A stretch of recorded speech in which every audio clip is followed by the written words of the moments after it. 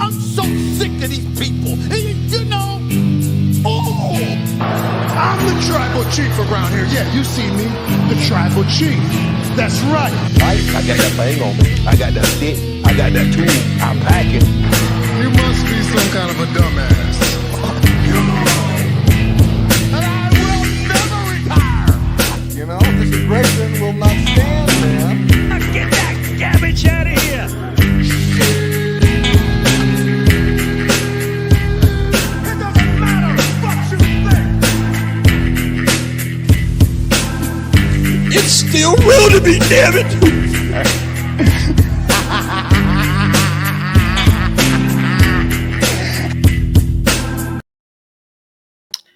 Welcome, everybody, to another edition of FNR. Tonight is myself and Cam, and we have the honor of following up that amazing episode of Smackdown so we can give our thoughts, our review of it, and man, what a way to get set up for the Rumble tomorrow night. How do you think about that? What do you think about that? Man, you know what, man? It was a great Friday Night Smackdown, I thought. You know, I liked last week's just a smidge better, just a little bit better. But I thought tonight was a great follow-up to that. And what a way to send us into tomorrow night for the Royal Rumble. And yeah, it was jam-packed with action, man. I can't wait to get into it. What's going on tonight, Allison? Thanks for stopping by. We appreciate it.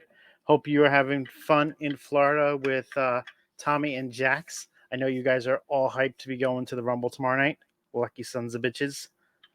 Lucky. So let's start off from the top. This promo segment, the way they opened this show tonight with Randy Orton and then AJ Styles coming out and then LA Knight. Like, this was just very well done. Mwah, chef's kiss. Like, it was so perfect how they did everything. Absolutely. Good. No, yeah, absolutely. I totally agree with you. It was great. Yeah, as I was telling you, even off air, it was a great follow up to last week. You know, the contract signing that I thought was done very well, and this was great because we had said it last week, like how last week felt like the go home show, and we were curious to see how are they going to really top that for next week, this week, this current episode, and I thought it was great. I love how Randy came out and Randy. He just seems very, very comfortable and very relaxed on the mic, so that's great. AJ looks great, but I gotta talk about LA Knight. Like LA Knight, to me, I feel like this was his strongest showing on the mic. And LA Knight, we already know, is no slouch on the mic. He's a natural, but I felt like this was his best and his strongest promo work I think he's done so far. It was short, sweet, to the point. It wasn't so long and drawn out. And it was just perfect. And I feel like he legitimately cooked Orton and Styles in that promo. Like, it had me thinking, like, for a split second, because I know better by now, but because I already know Roman is walking out the champion in the Fatal 4-Way match tomorrow night. We all know this. But for that split second, and just coming out of that promo, I'm like, the cherry on top was when he just dropped after he said, and that's a fact of life, and he just drops the mic and walks out, and he doesn't even look back. He doesn't look back until he gets to the top of the ramp, and AJ's dropping Randy with a Pele kick. Like, that was just that was just so swaggy of him. Like, he just has that confidence in him. Right now, to me, I felt like it just for that split second after that segment, I felt like it would be the exclamation point on top of that if he did walk out the champion tomorrow night. Like, it would just be perfect. But I thought this was a great segment. I mean, we all would love for that to happen, but we know, like you said, tomorrow night is going to be all about Roman Reigns, unfortunately, because I would definitely like to see LA Knight get his first, and then on such a big stage. That would be amazing. I would not mind seeing the man whose shirt I'm wearing tonight add another championship belt in his notch, getting closer and closer to that all-time record of 16 now. Yeah. And with the way he's been cooking lately, on the mic, in the ring, everything. Daddy's back. But this segment was just great to open the show. Um, I didn't. We didn't need the what's the guy's name? Eladio or whatever it was.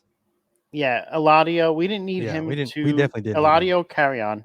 We didn't need him to come in the ring. I mean, Yeah. nice little pop because he is a hometown person. Right. So those things they do. Those are nice. What's going on? What's going on, Mike? How are we doing tonight? But everything after that, this was just perfect. Yes, absolutely. Chef's kiss, as you said. After that, we had a great match between Santos Escobar and Carlito.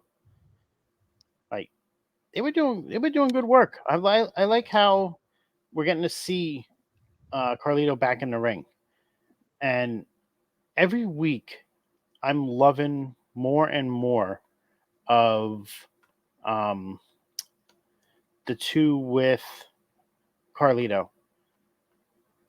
I can't think of their names right now. Like it just blocked my mind. From the LWO? Yeah.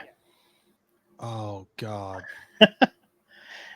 I know who you're talking about. I can't think of their names either. And the one that I'm looking at right now, they don't even mention them names. All they do is talk about Umberto and Angel Garza. But Del Cruz and Toro. Yes. Them two. And man, that one guy could fly. I'm excited to see him do more of that. He had good distance again tonight on it. Nothing like the one he did in NXT, but still, them being around ringside and getting involved, it didn't take away from the match like it normally does. Right. That's what you're always afraid of is when you get those outside interference that it's going to take away from the match. Absolutely. What did you think of this match? So, but before I get to the outside interference and the ending of the match, as you were alluding to, I thought this match in the beginning, I felt like it was kind of dry, just kind of slow, but it quickly picked up. It picked up at the moment that Carlito hit this clean drop kick. After that, it was like the crowd came alive. Carlito got fired up, and then he just was hitting move after move after move. And that's when I felt like this match really hit like a second gear. And I was like, okay, like it made me like sit up in my seat, and really like pay attention because I was like, okay, now this match is the pace is starting to quicken.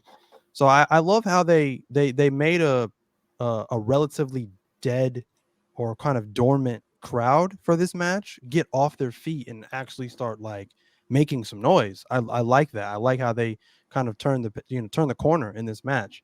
Great match for Carlito. I'm still waiting to see old school heel Carlito, spit in the apple, things like that. But he still looks great in the ring. He's in fantastic shape, obviously. Right now, like I said, there's a lot of heels on SmackDown, so it's not like it's a necessity. But he's great right now. LWO is doing great things right now. Santos and the Legato 2.0, as I like to call them, are doing great things. I liked, and like I said, and towards the ending, chaos ensues between the LWO and Legato on the outside, and then we have Elektra Lopez coming to the main roster now on SmackDown, and now I feel like Legato is complete because I had said it last week how I felt like they were missing something, maybe a female valet or something like that. So now it feels complete, and obviously this story is not over. So now it's probably going to continue. They'll probably have a multi-person mixed tag match for the final. So I'm just hoping that this storyline gets its due and it's not on some pre-show thing. They'll probably hold off on it, hopefully till maybe like Chamber or something like that, because I feel like it deserves a spot on the card. Especially after the response that they got the crowd to give them during this match. So I feel like this storyline deserves something bigger. But it was a good match. Other than that, Yeah, I mean, when Elektra showed up, the crowd actually like responded to her. I was very surprised. Like they did. The crowd has not always been the best when people come up from NXT. Yeah. And to have the crowd give her that type of response shows that NXT is becoming more mainstream than people want to believe it.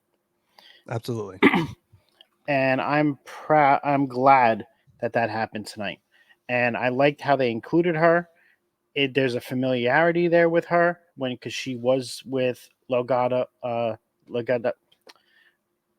don't. Fantasma Yeah. when Zelina left the first time, and it made sense. So I'm glad that happened. Right. Um, yeah, I mean, like you said, the match did start slow, but once it got going, and that was it. Like they were even given time; they went 10 minutes. Like that's a good timing Yeah. on SmackDown for them. What do we think of all these backstage segments that we saw tonight? Man, I feel like a lot of it obviously had implications of the Rumble. Oh, which reminds me, they brought back the bingo hall wheel. I Yeah, love that. I loved that because my favorite thing about like some of the older not WrestleMania, some of the older Royal Rumbles was when they had the little bingo hall wheel and they're picking their number. I like that because that it adds flair to the gimmick the right. gimmicky match of the Royal Rumble. Like it just It adds doesn't to just it. I make it love it. seem like okay, you're assigned this number. Right.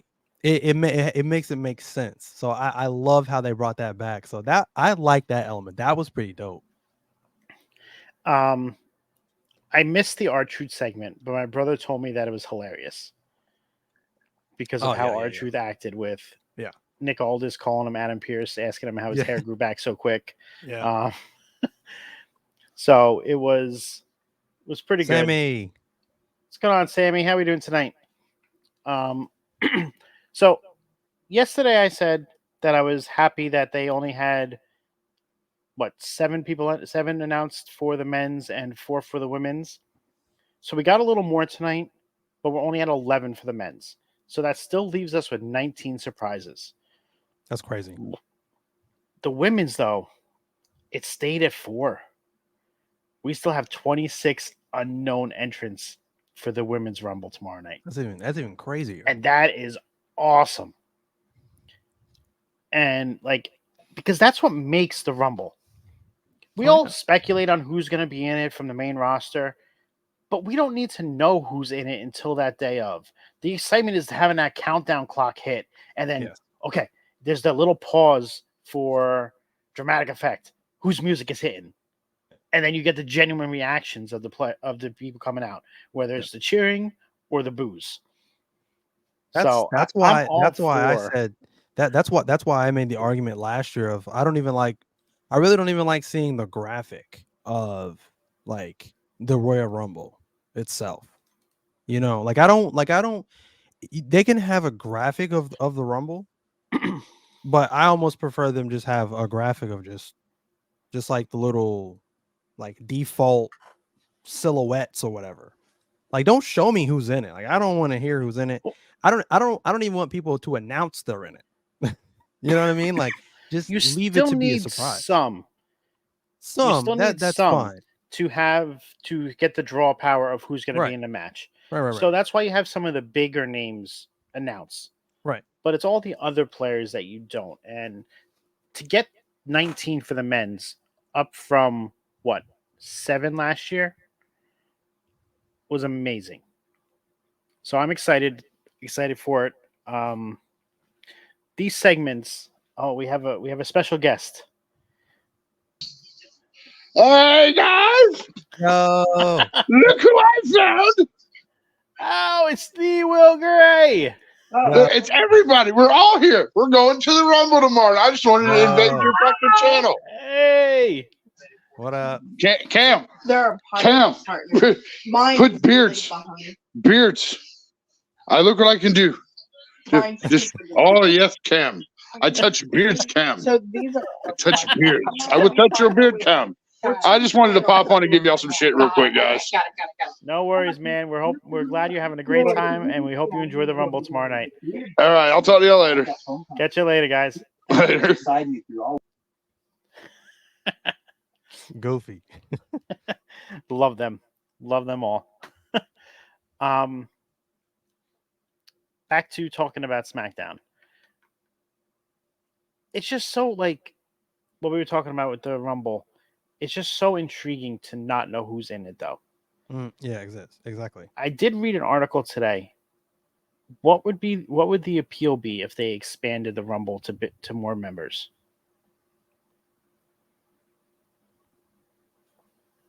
They could. I mean, I know 1 year they did 40. So They did 40 1 year and then went back to 30 since then. You had the Greatest Royal Rumble with 50 in it. But what was your thoughts beyond them expanding it going forward permanently? So what, 40 or just in general?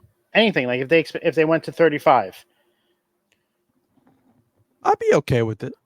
I mean, because I think the only way, I mean, you look at it this way. You look at their gimmick matches, right? There are other big gimmick match, outside of Money in the Bank, Hell in a Cell, and Elimination Chamber.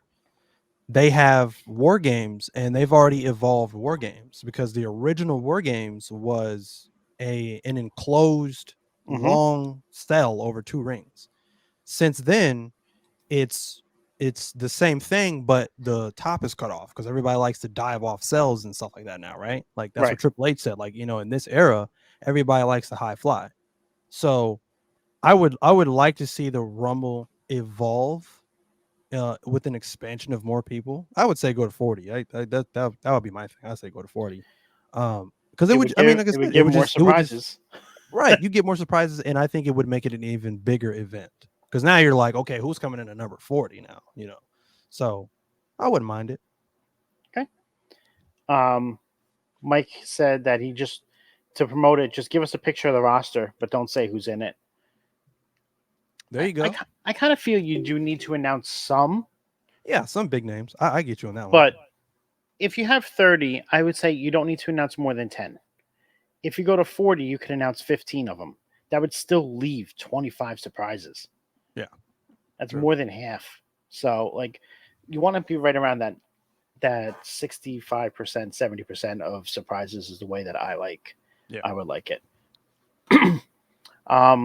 After we had the backstage segments, we get the Women's Tag Team Championship match of the Kabuki Warriors taking on Katana Chance and Kaden Carter. And this match, start to finish, was all over the place. It was great. The combination, the counters that the ladies put on for some of these moves, like when Kyrie went for the insane elbow off the top and Katana just stuck her feet up right on the elbow. I thought that was a brilliant counter because you don't see, normally they just lift her knees, but to do the extra with that was really good. And we got new champions. Yes. I thought we were going to get new champions last week because they would have put it on Unholy Union. But this just makes sense because of everything that's brewing with the storyline with Damage Control. Because if you missed it, after they won and they went out to celebrate, neither of them went to Bayley and left Bayley standing by herself. Asuka went to Dakota Kai and Kairi Sane went to Io Sky. And none of them congratulated with Bayley. And it's just keeping that tension going on with that. Yep. I think it's all culminating at tomorrow night. I really think it's coming tomorrow night. It's very possible. Man, this match shocked me for sure.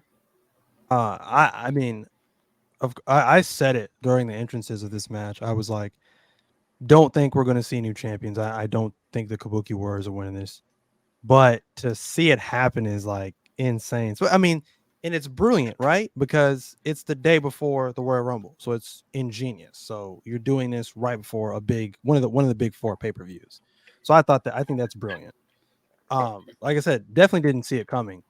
And just to play off what you said, it definitely plays into obviously the downfall of Damage Control at some point.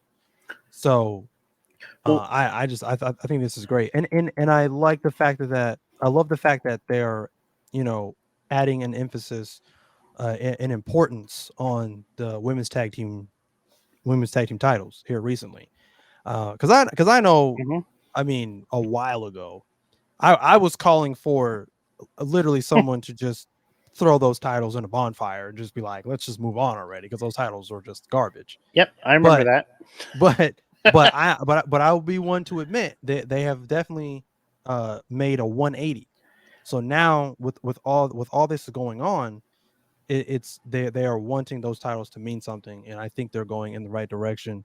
I would even say like, and I know I'm somebody that doesn't necessarily like when they play hot potato with title reigns and things, but I would say like they don't even need like long title reigns anymore with those titles. Like keep the defenses going, keep those titles in the spotlight. Like They, don't let those any one reign run too long without a title defense. You know what I mean? So right, they can hold on to the titles for a while, but right, we need them to be defended, and it needs to be exactly, defended across all three brands. I need to exactly, see them start showing up in NXT. That's the one thing that's currently missing from this title reign. And if absolutely. I don't see that happening soon, then they're bringing the titles back for NXT. Yeah, But you could say that about the entire tag division right now for WWE. It's been cooking since Triple H has been in charge. absolutely. So there's more of a focus on on the tag team division in general, and it's amazing Yes. because yes, there's single matches. Like you love the single matches, you love all the high flyers and everything.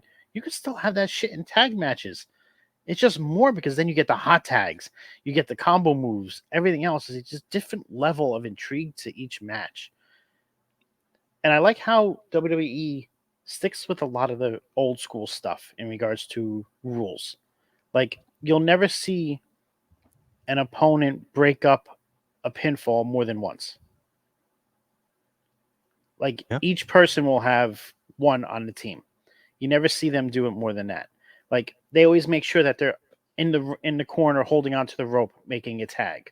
Like the little things like that. Like that just makes a difference, and it shows the history of how wrestling was. But I was excited to see them win. I like the Kabuki Warriors, and just to correct one thing that I think you said you think it's going to lead to the downfall of Damage Control.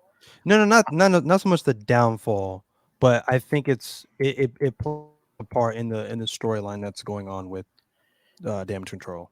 Not so much the Right. downfall, but I think it's going to lead to the evolution of downfall and the exile of Bailey from the group, where Dakota Kai takes over as the leader. That's what ooh, I think is going to happen, because I think she's the one that orchestrated getting Asuka and Kairi Sane into Damage Control. hey, I would love that because I'm a Dakota Kai person, and I mean, it's her turn now. Like, you know, uh, oh god, I'm blanking on her name. The women's champion. I can't think of her name right now. I don't Io know Sky. why. Yes, Io Sky. Mm-hmm. Jesus Christ. So she's gotten her shine. She's a women's champ right now. Now I feel like it's Dakota's turn. I know I don't know if she's been cleared yet. I don't know because I know she was hurt. Last I've seen reported was that she has not been cleared yet. So yeah, so I know she's been dealing with some injuries and things like that. So obviously they have to clear that up first, and she has to wait till she's back ready to go and healthy. But now I feel like it's her time to shine because I feel like she has a lot more to offer, and she just really hasn't been given that opportunity to shine. So if she ends up becoming the leader of Damage Control, I think that'd be awesome. Maybe she is cleared and we see her tomorrow night. Ooh, I hope so. That'd be dope. That'd be dope. Because there's rumors of the other person that was injured in that same match coming back tomorrow night with Liv Morgan. Yep.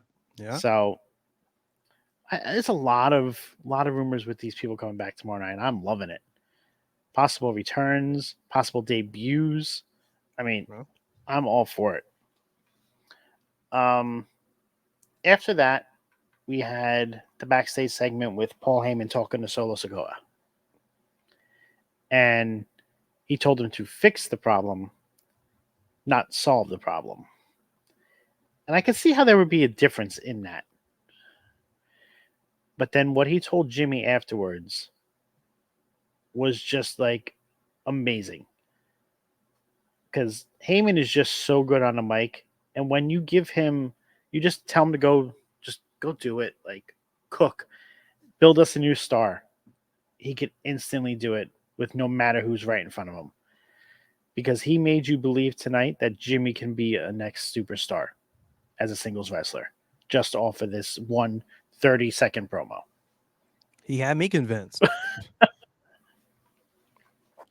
And it didn't take that long. You know, the thing, because it had me thinking, and I think he said something to Jimmy about being the real heir to the tribal chief, and it almost made me believe, like, again, like I said, I'm not sure where Jimmy is going with the whole bloodline thing. I don't know if he's going to continue to be with Solo and Heyman and Roman, or if he's going to break off again and be completely on his own. I know eventually he's going to go. Well, after he fights Jay, possibly at Mania, they're probably going to go and hopefully form back up, and we get the Usos back. Hopefully, but it had me believing, like, just maybe that could play a part in again, Jimmy turning on Roman. Like it could get in Jimmy's head. Like it's a psychological thing, right? He could be listening to Heyman and going, tribal chief, like me, the heir to tribal chief. Like, I like the way that sounds, but I don't want to go after the world heavyweight title. No. I want to go after Roman's title. So could be more of a reason why we still see Roman. Well, obviously we see him win and retain the title tomorrow night, but could also be the reason why we see him not lose the title at Mania, and then we eventually get a program between Roman and Jimmy. I don't know. That'd be pretty cool. So after that, they showed us Bianca and Bayley picking their numbers for the Rumble. Bianca seemed to be happy. Bayley, not too much. What's going on, Virgo? Thanks for the follow before. We appreciate all the support. thank you, Virgo. Okay. I know I probably am in the minority, but I've liked Karrion Kross ever since he debuted within WWE. I understand he's at his little downfall with the gladiator-esque S&M costumes he was wearing that Vince put on him. But this Final Testament stuff is fucking amazing. Yes. And just the way that they're presenting him again makes him feel like a big deal, like he did in NXT. A badass. And I'm not so sure on his hair. Like, I don't need him having a man bun, but that bald look that he had in NXT, I just felt was super badass. But I don't think he wants to go back to that now. And Scarlett, is a brunette. Damn. Hell yeah. Man, like, I don't know. Like, to me, now I'm the opposite, because I felt like I just didn't understand, like, Karrion Kross's, like, character really when he was in NXT the first time around. Like, I just didn't get it. Like, I was like, I don't know. He was just Dominator. No one could beat him. And he was unstoppable. I get that now. But I just wasn't a fan. Like, I just was like, I don't know. But then, him getting released and then him coming back, I was like, I started liking him. Like, I liked the program he had with Drew. I enjoyed the program he had with Ray, but it was just miss after miss after miss. Nothing was really getting him over. Now he's got this group, the Final Testament, and I'm like, finally, like, something has finally clicked, and I'm like, this group is dope. Like, their entrance, everything. I'm like, it's badass. And during this segment with the Almighty Prophets, the Hurt Prophets, whatever we're calling them, again, it was one of those moments, like, just like with Santos and Carlito, that match. The crowd was kind of like, quiet at first, but then, like, of course, like, when Karrion Kross started talking, then the crowd came alive. and then they were just getting booed. And when he was getting booed, I thought of Dominic, obviously. Like every Mhm. time Dominic talks, they just boo him out of the building. And I'm like, I think they got something here. Because like I said, no reaction is a bad reaction. So if they're getting that heel reaction, it's Right. a good thing. That's the one So thing you don't want in wrestling is is silence. is silence. Exactly. So I think he's finally got something, and I hope they keep it red hot. I even thought about this too. Like once this stuff with them is done, I would even like a feud between like Karrion Cross and Orton. Like have him feud with the top baby faces, because that'll just get them even more over as heels and more hated. So But yeah, I mean, just the way that they had this segment, Lashley made the Profits look good again, like that. I like their presentation of the three of them tonight. Made me feel confident in them again because they felt like they were lacking the last couple of weeks, and for them to come out the way they did and had that little promo beforehand made you feel like okay, they still have something here, but yep. they need to do something with it. Yeah. Um, After that, they showed the Kevin Owens, Logan Paul stuff from the Performance Center. Um, Pretty run of the mill stuff that you see that they've done before in it. And then you had Austin Theory versus Carmelo Hayes. I mean, I'm loving the crowd reaction for Carmelo Hayes Yeah. because this man is special. Like he's Yes. gonna be a good wrestler. If you don't watch NXT every week, while this man is still down there, go check it out. If not for him, you can even go check it out for the other person that came out tonight afterwards to save him. Like it's just so much going on down in NXT, and he is part of the main reason as to why. Absolutely. Like I said, I've liked Carmelo Hayes for a while. He's just a star. Like he just has star written all over him. Um, a part of me doesn't, and I know he's involved in a storyline with Trick Williams right now, and a part of me just doesn't want to see him apart from Trick Williams because I feel like they're just a package deal. Like they just complement each other very well. They could be a great tag team. They could be both singles wrestlers, but still a package deal. Like they play off each other really really well. And like I said, he's a star. And I love, speaking of Trick Williams, I love the reaction they have for Trick Williams. Again, playing off to what you said earlier, that just shows that NXT is really coming into its own and more people are watching than what we think. So, Mm-hmm. they were off their feet for Trick Williams. So that was pretty cool. But this is a good match.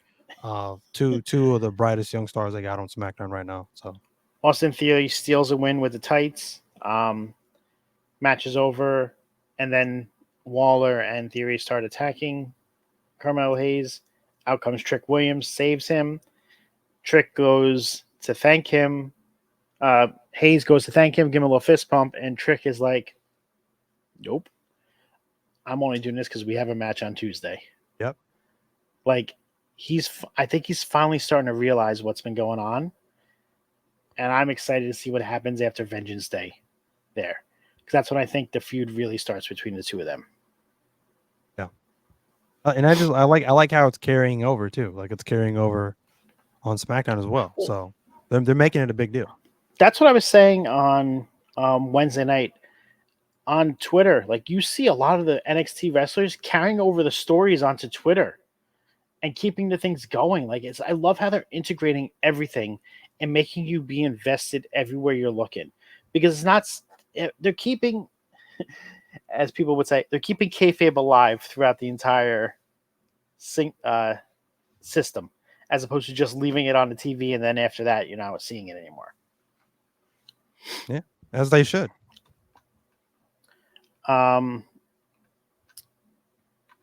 After that, I think we got to the main event because that was the next match, where it was LA Knight versus Solo Sikoa.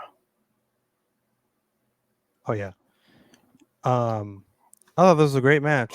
Obviously the ending got ruined. AJ Styles interference, but again, Love how they ended this because much like last week when we saw Randy Orton standing tall, hitting the RKO on Roman, this time we saw LA Knight being the one to get the last move in before it just fades to black. So in general, I'm loving how Literally they're just before it fades to black. just I before, love how they just before, like that little set, like it was quick.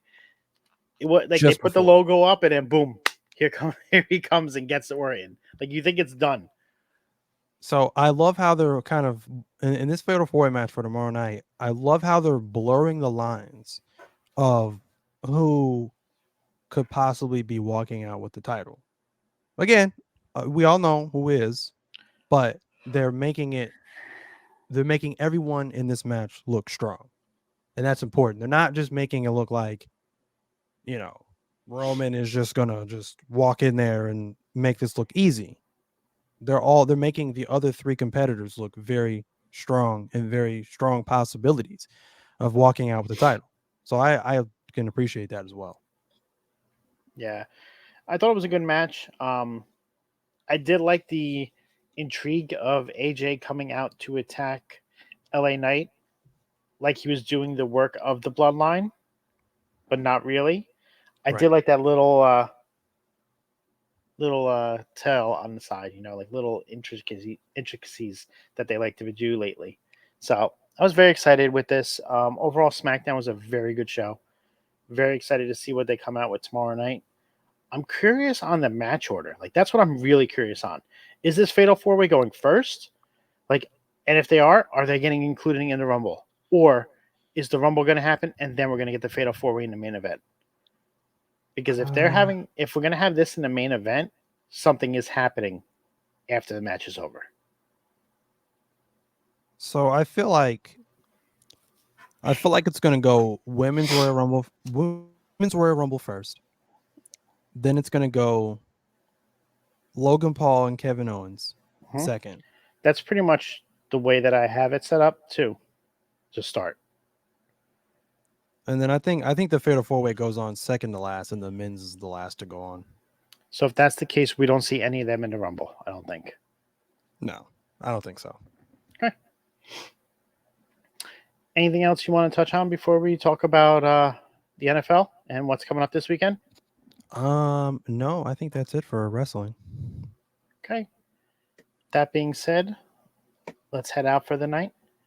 So, Cam, where can we find you?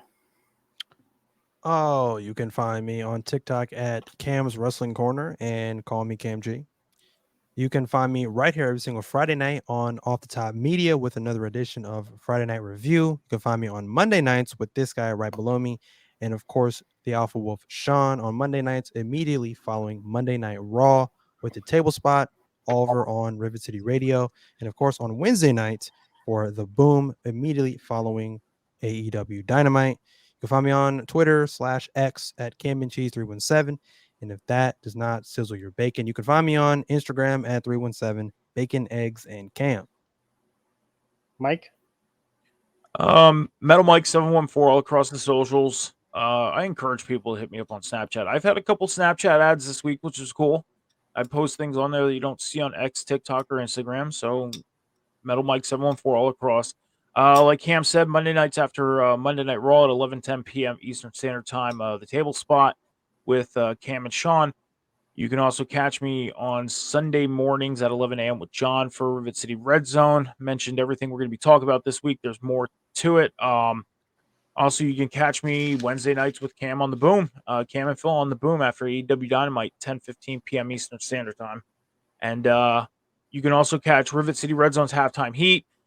Gets dropped every Wednesday morning. It is news that drops Sunday afternoon after we go off the air from Red Zone up until about Tuesday afternoon at 4 p.m. I am Scalz. You can find me here on Off the Top on both Twitch and YouTube, as well as Off the Top Media _ on TikTok, Twitter, and Instagram. You can find me on Tuesday nights at NXT on Tap with my co-hosts Jaxpo and Phil, where we discuss everything about NXT.